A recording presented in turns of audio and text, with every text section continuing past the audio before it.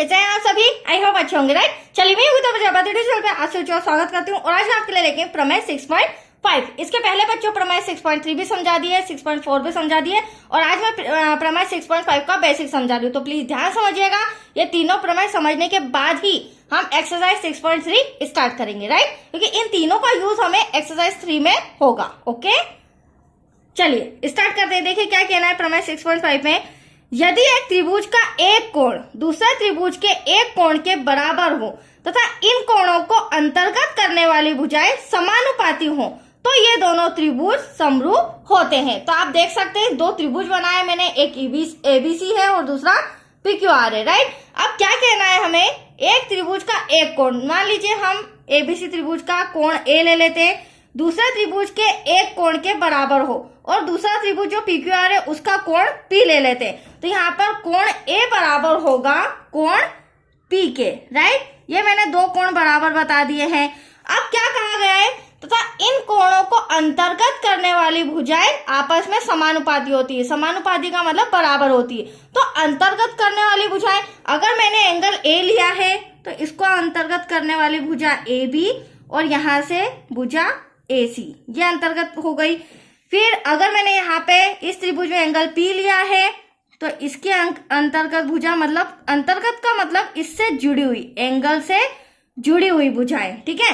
तो यहाँ पर पी क्यू और पी आर हो जाएगा। तो हम कह सकते हैं त्रिभुज एबीसी में ए बी जो भुजा है वो बराबर होगी पी क्यू के और एसी जो भुजा है वो बराबर होगी पी आर के। यही हमें समानुपाती दिया गया है और तभी ये दोनों त्रिभुज समरूप होंगे, राइट। तो चलिए जो दिया है वो पहले मैं लिख लेती हूँ। हमें दिया गया था एक कोण का, एक त्रिभुज का एक कोण, तो हमने कोण ए ले लिया है, दूसरे त्रिभुज के एक कोण के बराबर, मतलब कि कोण पी के बराबर है और साथ ही इनकी भुजाएं अंतर्गत करने वाली। हाँ, एक बात और बता दूं, अगर मैं एंगल बी और एंगल क्यू लेती, ठीक है, तो यहाँ पर ए बी बी ए और बी सी इसकी अंतर्गत भुजाएं हो जाती, यहाँ पर क्यूपी और क्यूआर इसकी अंतर्गत भुजाएं हो जाती, ठीक है।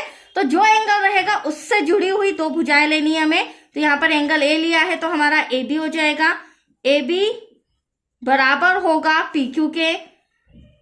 ठीक वैसे ही जो एसी भुजा है वह बराबर होगी पी आर के।